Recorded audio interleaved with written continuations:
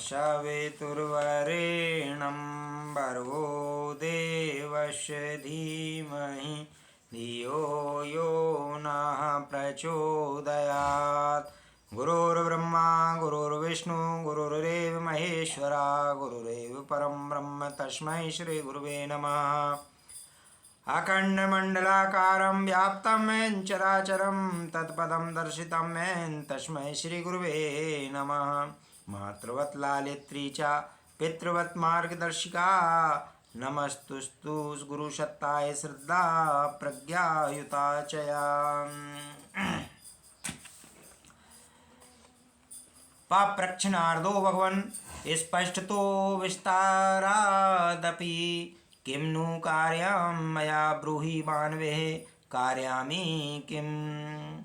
श्री भगवान उपाच भगवास्तात् हिमाच्छादिता एकता उत्तराखंड सशोभिन्यारण्यक शुभस्थले तत्वा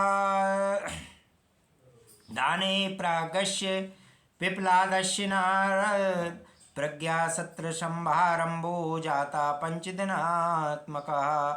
अष्टावक्रा श्वेतकेतुरुद्दालकशृङ्गणो दुर्वासाश्चेति जिज्ञासा पंचा कुर्वन् क्रमादिमे। तत्त्वदर्शी महाप्राज्ञस्तेषां सम्मुखम् एषः सञ्चितं ब्रह्मविद्याः प्रास्तौत्सारं समृषि। सर्वसाधारणोपेनं ज्ञातुं बोधयितुं क्षमः यह लोके परे चाय मुद्दे सिद्धि प्रदा स्मृतः तम प्रसंग स्मारयामि ध्यानेन हृदय कुरु। प्रज्ञा पुराण रूपे च योजितं यत्र स्तुतं वरिष्ठानामात्मानं तु पूर्वं साधारणस्य च हृदयंगं मेनं त्वयं कार्याद्य महामुने। नारद जी ने पूछा भगवान और भी स्पष्ट करें कि क्या करना और क्या कराना है। भगवान बोले हे तात, एक बार उत्तराखंड के हिम आच्छादित एक शुभ आरण्य में महाप्राज्ञ पिपलाद के तत्वाधान में 5 दिवसीय प्रज्ञा सत्र हुआ था। उसमें क्रमशः अष्टावक्र, श्वेतकेतु, श्रृंगी, उद्दालक और दुर्वासा ये 5 जिज्ञासाएं की थीं। तत्वदर्शी महाप्राज्ञ ऋषि ने उनके समक्ष ब्रह्म विद्या का सार संक्षेप प्रस्तुत किया था। वह सर्वसाधारण के समझने समझाने योग्य है, साथ ही लोक परलोक में उभय पक्षीय रिद्धि सिद्धियां प्रदान करने वाला भी है। उस प्रसंग का तुम्हें स्मरण दिलाता हूँ। ध्यान मग्न होकर हृदयंगम करो, सुनियोजित करो और प्रज्ञा पुराण के रूप में सर्वप्रथम वरिष्ठ आत्माओं को तदुपरांत सर्वसाधारण को हृदयंगम कराओ। अध्यात्म विज्ञान के व्यावहारिक शिक्षण की प्रस्तुति कार्य प्रणाली जानने को सुखदेव ऋषि को भगवान एक विशिष्ट प्रज्ञासन का स्मरण दिलाते हैं। यह ऋषि प्रणाली है कि किसी भी तत्व का समर्थन प्रतिपादन प्रत्यक्ष उदाहरणों द्वारा किया जाए। ध्यान मग्न नारद को भगवान ने ज्ञान सत्रों में हुई चर्चा को संक्षेप में अपनी परावाणी विचार संप्रेषण द्वारा समझा दिया एवं अग्रदूत तक इसे पहुँचाने उन्हें इस ज्ञान आलोक से प्रकाशित करने का निर्देश भी दिया। समाधिस्थो नारदो भूतिस्मिन्नेव क्षणे प्रभु प्रज्ञा पुराण में तद्हृदय स्थलम कार्यत। उवाच च महामेघमंडली विषमन् ततः कुरु त्वं मूषलाधारं वर्षां तायोक्चेतनाम् अनाहस्तात् पशुष्कां च महर्षे धर्मधारणां जीवेत दिदं कार्यं प्रथम ते व्यवस्थितम्। नारद समाधिस्थ हो गए। भगवान ने उस समय प्रज्ञा पुराण कंठस्थ करा दिया और कहा, ऐसे उपचोतना की वर्षा मेघों की तरह सर्वत्र वर्षाओ। अनास्था के आतप से सुखी धर्म धारणा को फिर से हरी भरी बना दो। तुम्हारा प्रथम काम यही है। बादलों का काम है वर्षना एवं जल अभिसिंचित द्वारा सारी विश्व मानवता को तृप्त करना। जहाँ अकाल पड़ा हो वहाँ वर्षा की थोड़ी सी बूंदें गिरते ही चारों ओर प्रसन्नता का साम्राज्य छा जाता है। कुछ ही समय में हरियाली फैली दिखाई पड़ती है। समुद्र से उठने वाली भाप जब बादल बनती है तो उनका एक ही उद्देश्य रहता है, वनस्पति जगत सारे तथा सारे जीव जगत में प्राण भर देना। चेतना विस्तार की यही भूमिका अवतार महामानव अग्रदूत जागृत आत्माएं निभाती हैं। उनका उद्देश्य भी यही होता है। आस्था संकट का जो मूल उद्गम है अंतःकरण, वहाँ वे व्यक्ति व्यक्ति तक पहुंचकर उसके अंदर हलचल मचाते हैं। मरुस्थल बन जा गए अंतःस्थल में संवेदनाएं उभारते हैं। आदर्शवादी उत्कृष्टता के प्रति समर्पण की भावना जगाते हैं। अवतार की प्रक्रिया यही है। भगवान ने नारद ऋषि को वही काम सौंपा ताकि प्रस्तुत परिस्थितियों में परिव्रज्या द्वारा वे जन जन में प्रज्ञा अवतार की प्रेरणा भर सकें। परिवर्तन विचारणा में परिष्कार तथा संवेदनाओं में उत्कृष्टता परायण उभार की ही परिणति है। युग परिवर्तन की प्रक्रिया जो अगले दिनों संपादित होने जा रही है उसका प्रथम चरण यही है।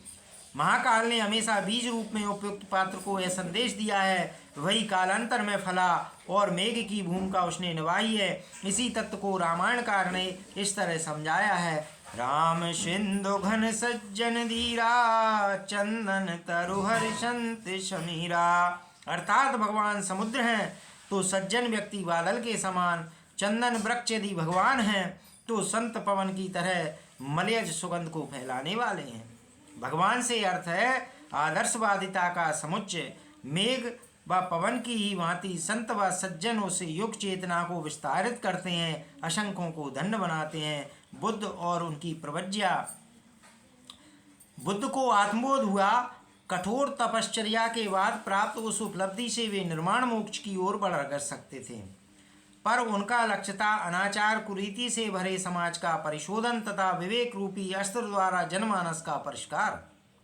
आत्मबोध जन्य ईश्वरीय संदेश को व्यापक बनाने वे निकल पड़े और जन जन तक पहुंचकर विचार क्रांति कर सकने में सफल हुए। परिव्रज्या बौद्ध धर्म का प्रधान अंग माना जाता है। भिक्षुकगण सतत चलते रहते थे। वह बुद्ध के साथ संगम धर्मम शरणम गच्छामि का नारा लगाते। फलता भारतवर्ष ही नहीं सारे विश्व भर में उनका संदेश पहुंचाने का लक्ष्य पूरा कर सके। सिद्धार्थ के अंदर विश्व कल्याण की कामना रूप में जो बीज फला वह गौतम बुद्ध के रूप में विकसित पल्लवित होकर सारी मानवता को धन्य कर गया। उवाच नारदो देववाच्याः श्राव्यस्तव्यं मतः ज्ञानपक्षः पूर्वकं तं कर्मपक्षं विबोधया।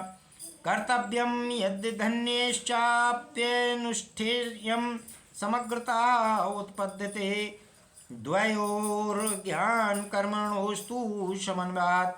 नारद बोले, यह ज्ञान पक्ष हुआ जिसे कहा या सुना जाता है। अब इसका पूरक कर्म पक्ष बताइए जो करना और कराना पड़ेगा।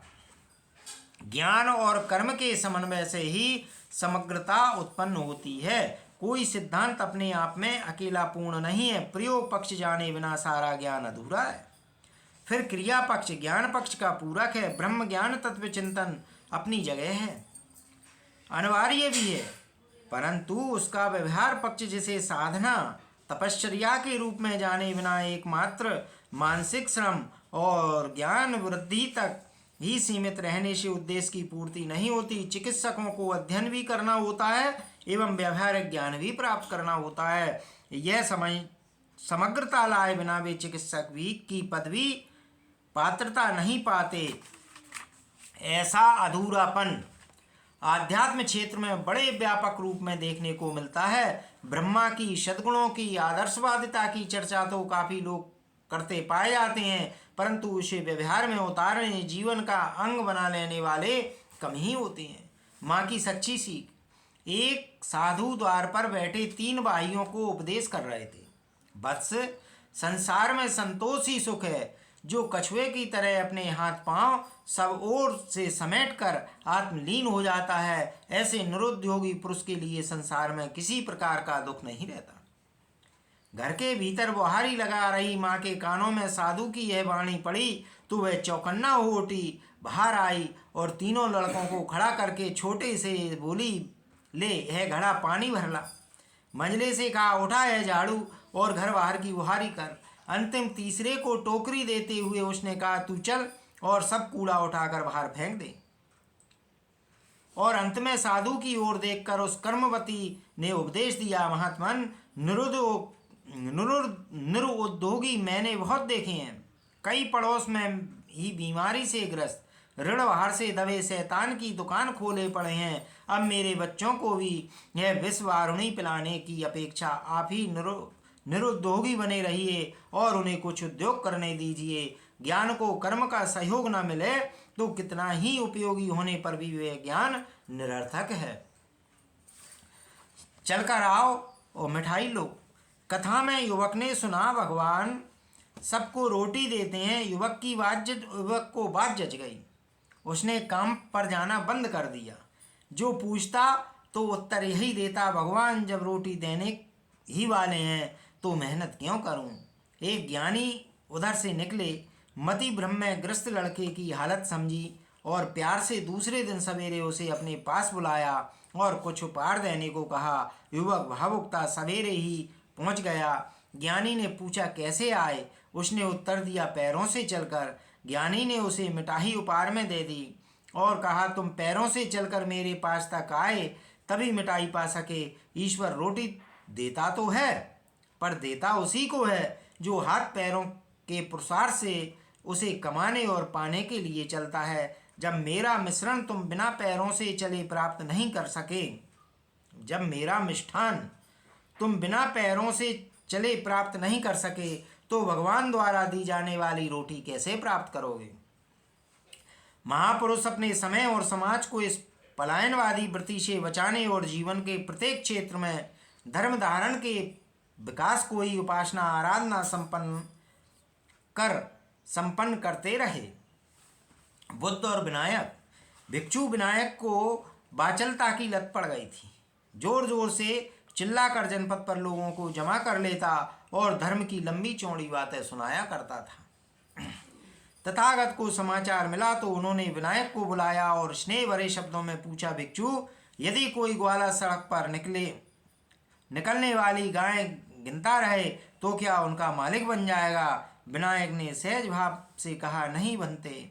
ऐसा कैसे हो सकता है? गऊओं के स्वामी ग्वाले को तो उसकी संभाल और सेवा में लगा रहना पड़ता है। तथागत गंभीर हो गए। उसने कहा, तो तात, धर्म को जिज्ञा से नहीं जीवन से व्यक्त करो और जनता की सेवा साधना में संलग्न रहकर उसे प्रेमी बनाओ। इस तरह सत्कर्म को पाठ तक नहीं कर्तव्य में भी उतार लिया जाए तो जीवन में सच्चे अर्थों में समग्रता आ जाती है। उवाच विष्णुर्ज्ञानार्थ कथा प्रज्ञा पुराणजा विवेच्या कर्मणे प्रज्ञाभ्यानश्य विधिप्लम विध्योश्य च स्वीकर्तुं प्रगल्भान् प्रयानिशं युगस्य सृजने सर्वेश योगं दत्त्वलं यथा तथा विबोध्यास्ते भावुका अंशदायिनः समयस्य च दातारः सोत्साह उत्सुरफुरन्तु यत् संयुक्त सक्त्वः श्रेष्ठानां दुर्गावतरणोज्ज्वला प्रचंडता समुत्पन्नः समस्या दूरयिष्यति। विष्णु भगवान ने कहा, ज्ञान के लिए प्रज्ञा पुराण का कथा विवेचन उचित होगा और कर्म के लिए प्रज्ञा अभियान की बहुमुखी गतिविधियों में से प्रगल्भों को उन्हें अपनाने की प्रेरणा निरंतर देनी चाहिए। युग सृजन में सहयोग करने के लिए सभी भावनाशीलों में समयदान अंशदान की उमंग बढ़नी चाहिए। वरिष्ठों की इस संयुक्त शक्ति से ही दुर्गा अवतरण जैसी प्रचंडता उत्पन्न होगी और युग समस्याओं के निराकरण में समर्थ होगी। युग चेतना को व्यापक करने के बाद कर्म में प्रवृत्त होने के लिए भगवान प्रगल्भों की चर्चा करते हैं।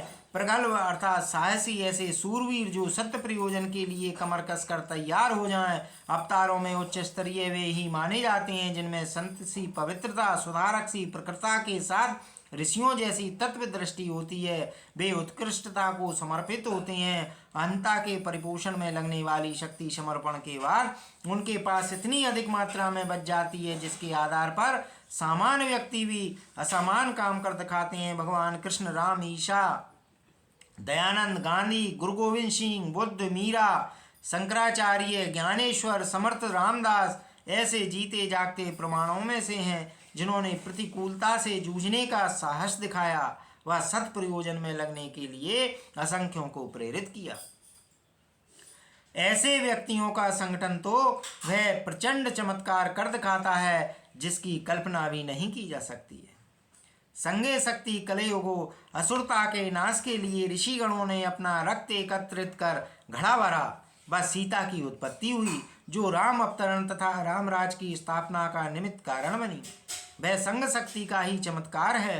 वह उपाख्यान सर्वविदित है जिसमें देवताओं की संयुक्त शक्ति से दुर्गा का उद्भव, महादैत्यों का वध तथा देवताओं का परित्राण संभव हो सका। रीछ वानरों के संयुक्त प्रयास से सेतु बंधा, ग्वाल वालों के सहयोग से गोवर्धन उठाना ऐसे तथ्य हैं जिनमें प्रगल्भों पुरुषार्थियों के स्नेह सहकार के आधार पर कठिन कार्य के सरल हो जाने की सच्चाई को इन कथा गाथाओं के माध्यम से प्रकट किया गया है। गट्ठर नहीं टूटा। एक पिता के 4 पुत्र थे, चारों में प्राय झगड़ा बना रहता था।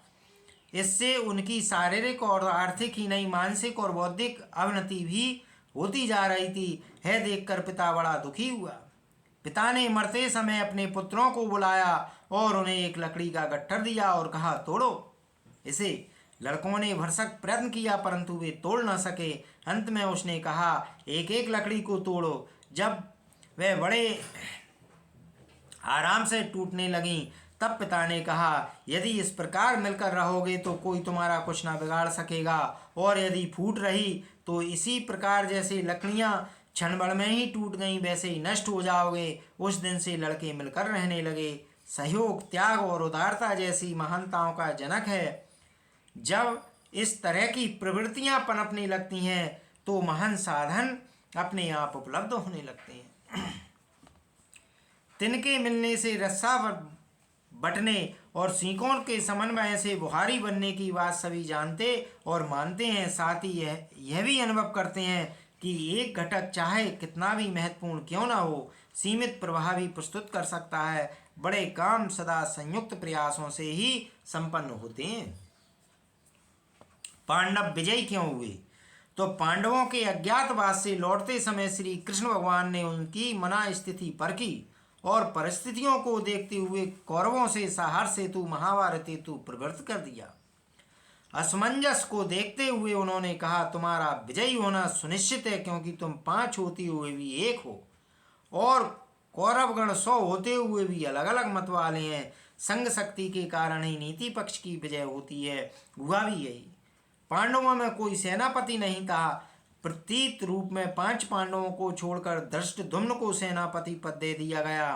संगठन, शक्ति, सहयोग, सहकार के कारण वे विजय हुए, परंतु कौरवगण सेनापति पद के लिए लड़ते रहे। परस्पर विरोध विग्रह की ही उनकी हार का मूल कारण बना था।